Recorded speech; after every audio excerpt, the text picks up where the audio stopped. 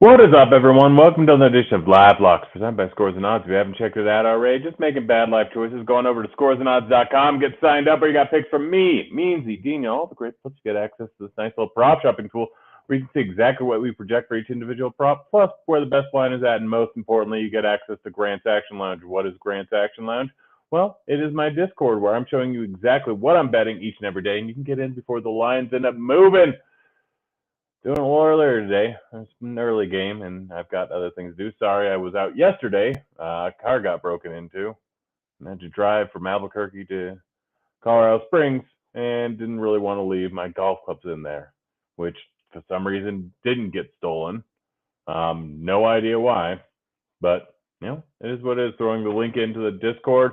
We're gonna get right into this. Starting off with Jake Odorizzi over 3.5 strikeouts. You can get that -114 over at Bet Rivers or Barstool, whichever one you seem to have in your state. Doesn't really matter which. They both have the same lines. So Odorizzi hasn't been great so far this season. Hasn't been terrible. Has been pitching better, not the near recent games, but over the last month and a half. He's hit this at a pretty decent clip.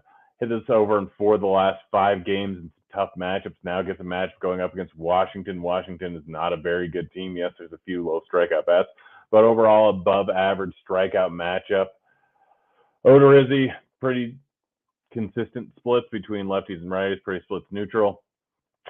3.5 is too low of a number here. I'm hitting the over. Also hitting the over on his outs. Again, he's been facing some tough teams recently. Hasn't hit this at a big clip recently. The outs, he's hit strikeouts pretty consistently, but he's had 2 matchups versus Philly, one against St. Louis, one against Seattle, I believe.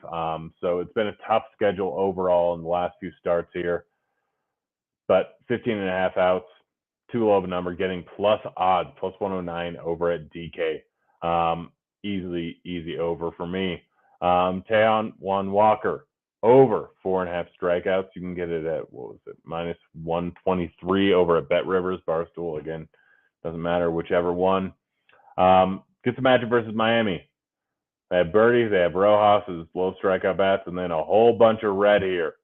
They are not a great lineup. They are not great at hitting. They are not patient. They strike out a lot. Walker, while not a great pitcher, 4.5 is too low of a line here. I'm rolling with the over. Justin Verlander, over 6.5 strikeouts. This is one of my least favorite of the ones I bet. It's still solid. Arizona has been pretty solid over the last few months. Likely to platoon out a lot of bats, which Verlander strikes out lefties at a much higher clip than righties. It's kind of why I'm on this. Doesn't walk a ton of guys, so Arizona's high walk rate. But yeah, see 1, 2, 3, 4, 5, 6, 7 lefties in the lineup. 29% K rate going up against the lefties. 6.5 because of that seems a bit too low. Dean Kramer, under 17.5 strikeouts. Playing over in Boston. That's the main reason why I'm going with this. Kramer's been due for some negative regression all season long. Just has not happened. He's been solid so far this season. Doesn't strike out a ton, doesn't walk a ton. This is not a very patient lineup. It's right about average. The lineup overall is right about average, but they are playing in Boston. It's a tougher ballpark, much tougher than playing over in Baltimore. Dean Kramer, again, has been hitting this at a pretty decent clip, but looking at he's hit it in 2 of his last 5, hit the under in 3 of his last 4. Hitting at a pretty big clip throughout the season, though. He's done really well versus Houston for some reason. I'll pull up his game log here. So we got Houston, crushed. Houston, crushed. Boston, the last 2 times, hit the under. Hit the under in 5 of the last 9. Overall, just too high of a number. Getting plus odds, it really should be at like -130 on the under, and we're getting plus odds on it. Dustin Lynch. I keep losing money with this guy, but I keep betting him. So you can stay away from this if you want. Lynch going up against the Tigers. Tigers are a team that I prefer to target righties against the lefties, but still not a good team at all. 124 ISO, sub 300 WOBA, slightly above average K rate, only a 6% walk rate. Really only one guy in Miggy in this lineup that walks at any real clip at all. Likely to platoon out almost every single bat in the lineup outside of Green, maybe Carpenter. Lynch, much better going up against righties and going up against lefties. This is just a bad line. I'm rolling with the over, getting a -110 over at DK. Garrett Cole, over 1.5 strikeouts. Going up against Toronto. Where is this game? There it is. Going up against Toronto. Toronto's a good team. Cole is a good pitcher, but Toronto is a good hitting team. Does not strike out a ton, hits the ball hard, puts the ball in play.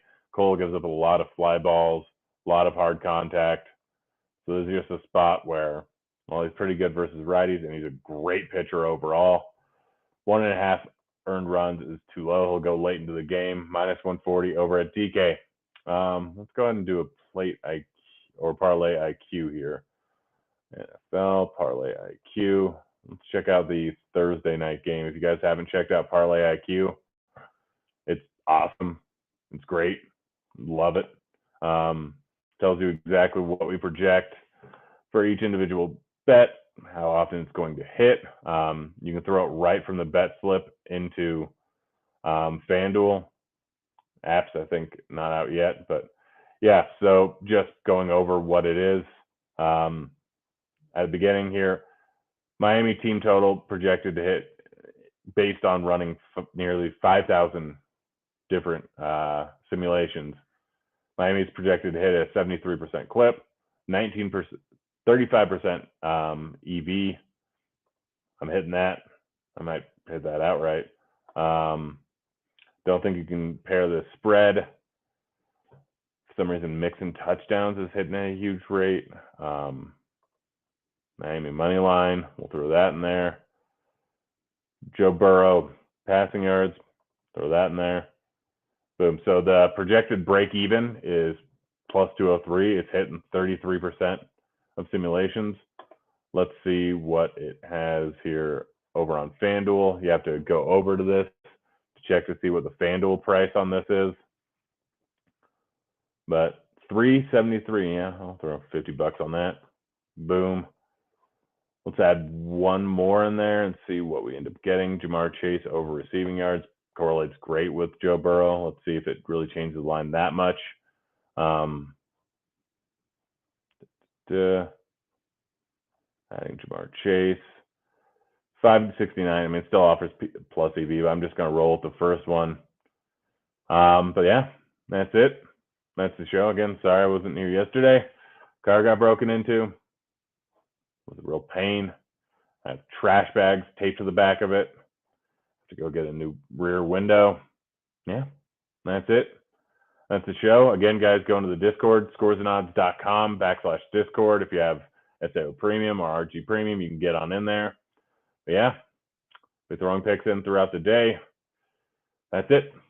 We're out of here. See you, kids.